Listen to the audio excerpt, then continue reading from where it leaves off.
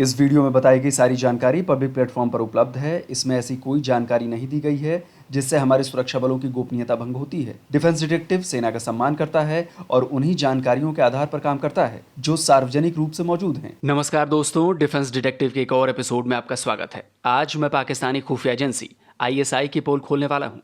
दोस्तों, आप सब डिफेंस से जुड़ी खबरों से हर वक्त अपडेट रहते हैं, इसलिए शायद आपको पता होगा पाकिस्तान के ऑपरेशन अबाबील के बारे में।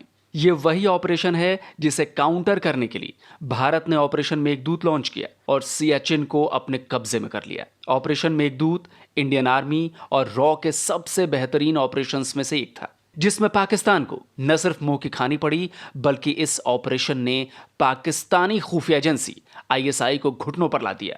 भारतीय खुफिया एजेंसी रॉ के हाथों उसे ऐसी हार मिली जिसका दर्द उसे आज भी है। जमीनी हकायक ये हो रहे हैं कि 3000 स्क्वायर किलोमीटर पाकिस्तान का इलाका इंडियन फौज कब्जे में कर चुकी है। कि जी हम सब के सब जो हैं वो इस मामले को संजीदगी से नहीं देख रहे, सॉल्यूशंस नहीं हैं, डिप्लोमेटिकली हमने एफर्ट नहीं किया और हम जो हैं वैसे भी from the point of view of military हम चूंकि उनको वहां से डिसलॉज करने के काबिल नहीं हैं, लिहाजा एक आदमी ने बीच में बात की है तो लिहाजा इसको अप्रिशिएट किया जाए। अगर इंडियन आर्मी वहां से जाने को तैयार नहीं है तो मजबूरन पाकिस्तान आर्मी जो है फिर हमें भी वहां पे मजबूरन रहना पड़ेगा। कैसे हुआ ये सब आपको विस्तार से बताऊंगा, लेकिन पहले एक बार फिर आप सबका शुक्रिया जिन्होंने मेरे POK वाले वीडियो पर इतना जबरदस्त रिस्पांस दिया है, उसे इतना ज्यादा पसंद किया है।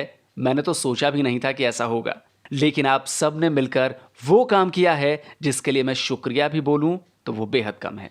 आप सब ने मिलकर डिफेंस डिटेक्टिव को एक नए मुकाम तक पहुंचा दिया है। हाथ जोड़कर यही गुजारिश है कि अपना प्यार यूं ही बनाए रखें। अगर आपने अभी तक डिफेंस डिटेक्टिव को सब्सक्राइब नहीं किया है तो दाहिनी तरफ दिख रहे लाल बटन को जिस पर सब्सक्राइब लिखा है उसे फौरन क्लिक करें और साथ ही बेल आइकन को प्रेस करें जिससे मेरे हर वीडियो की नोटिफिकेशन आप तक फौरन पहुंच जाए। पाकिस्तान के मेरे दोस्त भले ही ना माने, लेकिन सच यही है कि आपको झूठ के सब्ज बाग दिखाए जाते हैं। ISI, जिसे आप दुनिया की बेस्ट स्पाई एजेंसी मानते हैं ना, उसकी आंखों के नीचे से सियाचिन चला गया और वो कुछ भी ना कर पाई।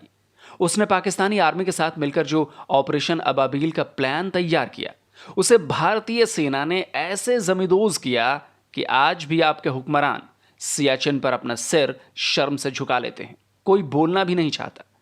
बात साल 1984 की है। उस वक्त ISI की कमान जनरल अख्तर अब्दुल रहमान के हाथ में थी और भारतीय खुफिया एजेंसी रॉ के चीफ थे गिरीश चंद्र सक्सेना। जनरल अख्तर अब्दुल रहमान पाकिस्तानी सेना के joint chiefs of staff committee के चेयरमैन रह चुके थे, जो कि एक बेहद पावरफुल पोस्ट है। वहीं गिरीश चंद्र सक्सेना जो IPS थे, पुलिस महकमे के कई बड़े पदों पर रह चुके थे। यानी ISI की कमान सेना के हाथों में थी, जैसा कि अमूमन रहती है, और रॉ की इंडियन पुलिस सर्विसेज के एक अधिकारी के हाथों में थी उस वक्त। तो साल 1984 में ISI और पाकिस्तानी सेना ने मिलकर एक बेहद सीक्रेट मिशन ऑपरेशन अबाबील की शुरुआत की। एजेंसी और सेना के कुछ बेहद गिने चुने लोगों को इसकी जानकारी थी। मिशन था सियाचिन पर पाकिस्तानी सेना के कब्जे का। लेकिन रॉ को इसकी भनक लग गई और उसने पाकिस्तान के ऑपरेशन अबाबील से पहले ऑपरेशन मेघदूत को लॉन्च कर दिया। मगर एक ऐसी वक्त आया कि इंडिया ने रात के अंधेरे में, जैसे वो कहते हैं, तो स्नीक अप करके, तो जब हम वहां हमारी पोस्ट्स नहीं थे, हमारे लोग नहीं थे, तो उन्होंने सीज कर ली। और वो दिन और आज का दिन हमें पता क्या हुआ। मगर जब ये हादसा हुआ तो ज़िया-उल-हक साहब का दौर था, तो इन्होंने यहाँ हाईलाइट नहीं किया। ये नहीं बताना चाहते थे कि बहुत बड़ी हमाकत हो गई और कि इंडिया चुप करके एक माउंटेन पीक जो है, बड़ी स्ट्रेटेजिक जो है, उन्होंने सीज कर ली और हमें पता भी नहीं चला। तो इन्होंने बात को दबा दिया और फिर क्योंकि वो इंडियन हाइट्स पे थे, ये अब नीचे थे, तो लड़ाई करने का भी कोई फायदा नहीं था और वहां कोई हैवी फोर्सेस भी आप नहीं ले जा सकते थे। ठीक, इसलिए उसको दबा दिया गया। ये कहा कि इंडिया ने हमारे साथ ज्यादती की, जो कि इंडिया ने की थी। ठीक, मगर खटक था कि किसी न किसी वक्त इंडिया को सियाचिन से उतारना है और इंतकाम भी करना है, स्कोर सेटल करना है। तो 1983 में पाकिस्तानी पोजीशन ये थी कि फजूल जगह है, ये जंग करने के काबिल जगह नहीं है। ये हमने नहीं कहा था। साथ ही आप कह रहे हैं कि हम प्लानिंग कर रहे थे, हम तो सोच रहे थे कि वो क्यों आ रहे हैं। ज़िया-उल-हक ने इसे छुपा लिया। क्यों छुपाया? जवाब सीधा सा है। 71 में बड़ी जंग हारने के बाद सियाचिन का हाथ से निकल जाना दूसरी बड़ी हार थी, दूसरी बड़ी शर्मिंदगी थी, क्योंकि एक बड़ा और स्ट्रेटेजिक पॉइंट ऑफ व्यू से बेहद अहम इलाका पाकिस्तान के हाथों से निकल चुका था। लेकिन उससे भी बड़ी बात यह थी कि ऑपरेशन अबाबील का फेल होना पाकिस्तानी खुफिया एजेंसी आईएसआई की बड़ी नाकामी थी। हमारे जनरल हेडक्वार्टर्स में ये सेंस हो चुकी थी इंडियंस आ रहे हैं कि ये वहां पे कुछ हो रही है, ये अनडिमार्केटेड है, हमें कुछ करना चाहिए। वहां पे फैसला ये हुआ कि ये जब अगली बहार आएगी, अब वो 83 की थी, 84 की जब आएगी तो हमें फिर यहाँ पे तो हम वहां पे चले जाएंगे। इंडियंस ने हमें प्रीएम्प्ट किया और वो पहले वहां जा, ये तो इंडियन आर्गुमेंट हो गया। प्रीएम्प्ट इस पे प्रॉब्लम ये है ना कि सर प्रीएम्प्ट करने के लिए तो प्रीएम्प्ट तो ये है कि अगर ये पंजाब की ग्राउंड फेयर में हो रही थी वहां पे प्रीएम्प्शन के लिए बड़ी तैयारी चाहिए थी। हमारे ट्रूप्स तो एक्लेमेटाइज ही नहीं थे वहां मैं कह रहा हूं कि डॉक्टर साहब, इंटेंट तो कोई भी किसी की नहीं बता सकता। हम इंडिया की इंटेंट नहीं पढ़ सकते कि वो अगले साल हमारे साथ क्या करने वाला है। हम 1984 में भी उनकी इंटेंट नहीं पढ़ सके। मैं इसे आईएसआई की नाकामी इसलिए कह रहा हूं क्योंकि एक तो उनके ऑपरेशन अबाबील की पोल रॉ ने पहले खोल दी, दूसरा रॉ को पहले से अंदाजा था कि पाकिस्तान कभी ना कभी तो ऐसा करेगा, वो सियाचिन पर कब्जा जरूर करेगा। इसीलिए कई सालों से भारतीय सेना और एयरफोर्स को ऐसे खराब मौसम के मुताबिक ढालने का काम चल रहा था जिसे आईएसआई या पाकिस्तानी सेना पढ़ने में एकदम फेल हो गई। एक्चुअली प्लान जो है इट गोज बैक टू 1981 या 1982। 1981 में इंडिया ने एक इंडिया एंटार्क्टिक प्रोग्राम शुरू किया था और उसमें फिर अपने वो शायद लद्दाख स्काउट्स और एक उनकी इन्फेंट्री रेजिमेंट है जो वहाँ पे ट्रेनिंग लेने जाती रही है, क्योंकि ये माउंटेन वॉरफेयर है और इसमें आपको बॉडी को एक्लेमेटाइजेशन की पहले ज़रूरत पड़ती है, उसके बगैर आप इतनी ऊंचाई पे पहुँच नहीं सकते। तो इनके कोई 4 या 5 आर्मी एक्सपेडिशंस एंटार्क्टिका के अब रिवील हुए हैं। जो मैं रिसर्च कर रहा था उसके दौरान मुझे मिले कि इनके फौजी 1981 से या 82 से इनके जर्नैल या इनके एयर मार्शल्स ये प्लान कर रहे थे, बिकॉज इसमें इंडियन एयरफोर्स ने भी एक बहुत बड़ा रोल प्ले किया था। इंडियन एयरफोर्स के हेलीकॉप्टर्स इस्तेमाल किए गए थे और इंडियन आर्मी के एटलीस्ट 2 इन्फेंट्री जो बटालियंस हैं उन्होंने हिस्सा लिया। एयरफोर्स ने अपने MI-17, MI-6, MI-8 और चीता हेलीकॉप्टर्स के जरिए नामुमकिन मिशन को मुमकिन बनाया। अब आप सोचिए कि रॉ और भारतीय सेनाओं ने कितनी जबरदस्त और कितनी सीक्रेट प्लानिंग की थी। मौसम के मुताबिक सैनिकों को ढालने के लिए सालों से काम चल रहा था। 17 अप्रैल की जो तारीख पाकिस्तानी सेना ने सियाचिन पर कब्जे के लिए तय की थी, उससे करीब 1 महीने पहले मार्च में ही भारतीय सेना ने अपना ऑपरेशन शुरू कर दिया। रॉ और सेना को पता था कि मिलिट्री और स्ट्रेटेजिक पॉइंट ऑफ व्यू से सियाचिन कितना अहम है। वहां उस पोजीशन पे आके ये इंडियन ट्रूप्स हमारी जो नॉर्दर्न मोस्ट डिप्लॉयमेंट है पियोन सेक्टर और सियारी के अंदर, उसके पीछे आ गए हैं। यानी ये रिवर्स फ्रंट बैटल का एक सिनारियो बन गया है और जो कारगिल के खिलाफ हमारी फौज की डिप्लॉयमेंट थी उसको भी डाइल्यूट होना इनके ख्याल में है कि आपको ट्रूप्स को उधर लगाना पड़ेगा। ये किसको नहीं मालूम कि कश्मीर से वो जो 4 दरिया हैं आपके, उनका कॉमन सोर्स ऑफ वाटर है, जहां बंद बनाने का प्लान मंसूबा जो है वो जारी है। आपकी कोई बात नहीं सुनी जा रही। आपका जो मेन रिवर इंडस है वो यहां से आता है, जो साल्टोरो रिज के इर्द गिर्द 2 और रिवर्स हैं उनके अंदर से फीड होता है और आपका ये मेन रिवर है। यानी आपको बंजर बना देने का प्लान, ये मैं समझता हूं इसकी बहुत बड़ी कड़ी है। ऑपरेशन मेघदूत की जिम्मेदारी लेफ्टिनेंट जनरल PN हून को दी गई थी। उन्होंने इसकी इतनी जबरदस्त प्लानिंग की जिसकी भनक आईएसआई को लगी ही नहीं और भारतीय सेना को 100% कामयाबी मिली। विदेश से सियाचिन जैसी बेहद मुश्किल जगह पर रहने के लिए जरूरी कपड़े और साजो सामान मंगाया गया। सियाचिन के 4 बेहद अहम जगहों पर कब्जे की रणनीति बनाई गई। ये जगह थी इंदिराकोल, सियाला, बिलाफोंडला और ग्योंगला। ये सोल्टोरा रिज की सबसे अहम चोटियां थी। कुमाऊं रेजिमेंट के लेफ्टिनेंट कर्नल पुष्कर चंद को टास्क फोर्स का कमांडर बनाया गया। कैप्टन संजय कुलकर्णी को बिलाफोंड लॉ की जिम्मेदारी दी गई। लद्दाख स्काउट के मेजर AK बहुगुणा को सियाला की जिम्मेदारी दी गई और लेफ्टिनेंट DK खन्ना को ग्योंगला की जिम्मेदारी दी गई। बेहद खराब मौसम, विपरीत परिस्थितियों का सामना करते हुए सबने अपनी अपनी जिम्मेदारियों को निभाया।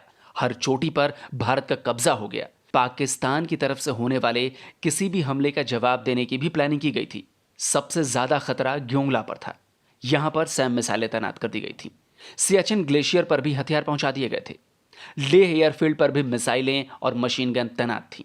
थोएस एयरफील्ड पर भी ऐसा ही किया गया था ताकि पाकिस्तान की किसी भी हिमाकत का मुंहतोड़ जवाब दिया जा सके। पाकिस्तान को जब पता चला कि भारत ने सियाचिन पर कब्जा कर लिया है तो उसके होश उड़ गए। आईएसआई और सेना में खलबली मच गई। फौरन जवाब देने की तैयारी शुरू हुई। 23 जून को सियाचिन पर पाकिस्तानी आर्मी ने हमला किया। भारी गोलाबारी हुई, हमला नाकाम हुआ, पाकिस्तान को अपने 26 जवानों को खोना पड़ा, भारत का भी एक जवान शहीद हुआ। जून में ही पाकिस्तान ने दोबारा हमला किया, यह भी नाकाम हुआ। इसके बाद अगस्त 1984 में भी 2 बार हमले किए गए, इसमें भी पाकिस्तान के 40 जवान मारे गए। 1987 और 1989 में पाकिस्तान ने फिर हमला किया, लेकिन नतीजा वही रहा, पाक आर्मी नाकाम रही। देखिए, अभी आपके पास तकरीबन सिर्फ 10 किलोमीटर के करीब एरिया है जो कि बिल्कुल बॉटम पे है। असल हाइट्स और सारे जो स्ट्रेटेजिक पासेस हैं वो उनके पास हैं ऊपर, सल्तोर और रिज के इर्द गिर्द ग्लेशियर ही उनके पास है। वो कहते हैं सारा ग्लेशियर हमारे मैंने पास कहा ना जी कि जहां से पॉपुलेशन है उससे आगे तकरीबन 10 किलोमीटर तक आपके पास है। ये मेन ग्लेशियर नहीं है। जो ग्लेशियर है वो मेन ग्लेशियर को ऑक्यूपाई, और इसीलिए उनको टैक्टिकल एडवांटेज है और फाइटिंग में उनको बहुत बड़ी एडवांटेज है। आप फाइट नहीं कर सकते, इसको एक्सेप्ट करें आप। यानी पाकिस्तान पूरी कोशिश कर चुका है भारत को सियाचिन से बलपूर्वक हटाने की, लेकिन इसमें वो कामयाब नहीं हुआ और ना ही कभी होगा। इसीलिए अब उसने भारत के सामने एक तरह से हाथ जोड़ लिए हैं, क्योंकि पाकिस्तान को सियाचिन की वजह से जानमाल का भारी नुकसान हो रहा है। 1989 के बाद हम 1 सेंटीमीटर भी आगे नहीं बढ़े। हमारे सोल्जर्स मर रहे हैं, रिसोर्सेज हमारे जो हैं वहाँ पे जो हैं वो ज़ाया हो रहे हैं। ये ट्रेजेडी ग्यारी की हो गई है। इस वक्त दोनों ममालिक के पास सस्टेनेबल कैपेसिटी के वो इसी तरह अगले भी 20 साल लड़ते रहे। अगर 8-9 करोड़ रुपया रोज का वो खर्च कर रहे हैं तो 5-6 करोड़ रुपया हम भी खर्च कर रहे हैं। हमारा वैसे खर्चा उनसे 1/3 है, लेकिन देखिए हमारा खर्चा 60 to 70%। उनकी इकोनॉमी बहुत बड़ी है, तो इसलिए उनको बहुत कम फर्क पड़ता है। देखिए, $40 बिलियन का वो उनका डिफेंस बजट है। $41 बिलियन का प्रपोज इस बरस का, जो गालिबन उनका 2% बनता होगा या 1.5, उनका शायद 2.5% बनता है, और हमारा जो है सिर्फ $6 बिलियन है प्रपोज, वो हमारा ऑलरेडी 3% बनता है। ठीक है, तो उनकी कैपेसिटी है वो उसको एब्जॉर्ब कर सकते हैं। जाहिर सी बात है, सियाचिन पर जो पैसा खर्च हो रहा है उसे बरकरार रख पाना पाकिस्तान जैसे बेहद कमजोर अर्थव्यवस्था वाले मुल्क के लिए बेहद मुश्किल है। इसीलिए पाकिस्तान चाहता है कि किसी तरह से यह विवाद सुलझ जाए। इसके लिए कई बार बैठकें भी हो चुकी हैं। एक बार तो तत्कालीन पीएम नवाज शरीफ इस बात पर राजी हो गए कि पाकिस्तान अपनी सेना हटा लेगा, भले ही भारत हटाए चाहे नहीं, लेकिन उनकी इस बात पर पाकिस्तान में बड़ा बवाल हुआ। पाकिस्तान के मेन ऑपोजिशन लीडर जनाब नवाज शरीफ साहब ने, जो इसी हफ्ते खुद भी सियाचिन ग्लेशियर पे गए, उन्होंने भी ये कहा कि पाकिस्तान को एकतरफा तौर पे सियाचिन से उतर आना चाहिए, जिस पे कि सियासी जो तज्ज़ियानगार हैं, जो स्ट्रेटेजिक थिंकर्स हैं, वो बड़े हैरान होकर देखते हैं कि चले एनजीओ वाले तो कहते हैं, लेकिन नवाज शरीफ साहब ने ये कैसे कह डाला। जनरल कियानी ने ये कहा पाकिस्तान के लिए ये मुमकिन नहीं है कि पाकिस्तान यकतरफा तौर पर, यूनिलैटरल तौर पर सियाचिन से विड्रॉ कर सके, क्योंकि हिंदुस्तानी यहाँ पहले आए हैं। ये एग्रेशन बहरहाल हिंदुस्तान ने की है, हम महज उसके रिस्पॉन्स में यहाँ पे आए। गालिबन जनरल कियानी उस आर्गूमेंट का जवाब देने की कोशिश कर रहे थे जिसे पाकिस्तान में बाज़ तबकों की तरफ से फॉरवर्ड किया गया, जब एक मकामी एनजीओ के सरबरा जो हैं उन्होंने कह डाला कि हमें सियाचिन से एकतरफा तौर पर उतर आना चाहिए, वापस आ जाना चाहिए, और हिंदुस्तानी खुद ही शर्म से, मॉरल प्रेशर से सियाचिन को वैकेट कर देंगे। देखें जी, ये वाकई एक ऐसी स्टेटमेंट आई है जिससे सब लोग कंफ्यूज्ड हैं। कल आर्मी चीफ से भी जब उनका इंटरव्यू लिया जा रहा था तो उनसे पूछा गया जी कि ये मियां नवाज शरीफ साहब जो हैं उन्होंने इस तरह का बयान दिया है, तो उन्होंने ये करेक्ट नहीं किया कि वो ये नहीं कह रहे, ऐसा कह रहे हैं। Understanding up to at all levels बड़ी क्लियर है कि उन्होंने यकतरफा विड्रॉल की बात की है और उन्होंने इसको फर्दर क्लैरिफाई नहीं किया। अगर ये अंडरस्टूड ऐसे है तो फिर उनकी जिम्मेदारी थी कि इसको क्लैरिफाई करते कि मैंने ऐसा नहीं कहा, मैंने ऐसा कहा है। अब सवाल यह है कि आखिर ये विवाद कैसे सुलझेगा? जवाब है, जब तक पाकिस्तान भरोसे के लायक ना हो जाए, और ऐसा कभी नहीं हो सकता, क्योंकि एक बार तो सूरज पूरब से पश्चिम में निकल सकता है, लेकिन पाकिस्तान अपनी नापाक हरकतों से बाज नहीं आ सकता। आप बता दें कि ये जो हिंदुस्तानी कहते हैं, इस आर्गुमेंट का क्या जवाब है? आप इसका बताएं, आप बताना चाहें कि अगर हम कारगिल को, फेसबुक पे भी मैं रन करता हूँ, वहाँ पे पिछला जब मैंने प्रोग्राम किया तो बहुत से हिंदुस्तानी भी, इंडियन मेंबर्स भी हैं और पार्टिसिपेंट हैं, वो कहते हैं जी अगर इंडिया जो है वो इन हाइट्स को खाली कर दे तो पाकिस्तानी वहाँ आके बैठ जाएंगे, क्योंकि आखिरकार पाकिस्तानियों ने कारगिल भी तो स्टेल्थ में किया था। इसका हमारे पास क्या आर्गुमेंट है कि अगर इंडियंस उतरते हैं, मतलब दोनों साइड उतर जाती हैं, तो अगले साल या कुछ महीनों के बाद पाकिस्तानी एक स्टेल्थ ऑपरेशन करके वहाँ जाके नहीं बैठ जाएंगे ग्लेशियर के ऊपर? इसका क्या हम जवाब देंगे? How would we answer that? देखिए, दो चीजें हैं। एक होती इसकी क्या गारंटी हो सकती है? आंसर क्या देंगे? इसकी गारंटी क्या हो सकती है? एक इंटेंट है, एक कैपेसिटी है। कैपेसिटी का भी इशू है। कैपेसिटी का इशू दोनों तरफ, कैपेसिटी का और सस्टेनेबिलिटी का। इस सवाल का जवाब न तो पाकिस्तान की सरकार के पास है, ना ही सेना के पास। एक बार को सरकार चाह भी ले, लेकिन पाकिस्तानी सेना और आईएसआई ऐसा होने नहीं देगी, क्योंकि इसमें उनका फायदा नहीं है। सियाचिन के नाम पर अरबों रुपए की जो फंडिंग मिल रही है वो रुक जाएगी। तो दोस्तों, उम्मीद है आपको ये वीडियो पसंद आया होगा। भारतीय शौर्य की ऐसी ही गाथाओं के लिए डिफेंस डिटेक्टिव को सब्सक्राइब करना ना भूलें। साथ ही बेल आइकॉन भी प्रेस करें, जिससे हर नए वीडियो की नोटिफिकेशन फौरन आप तक पहुंच जाए। जल्द ही एक और वीडियो के साथ हाजिर होता हूं। तब तक के लिए नमस्कार, जय हिंद।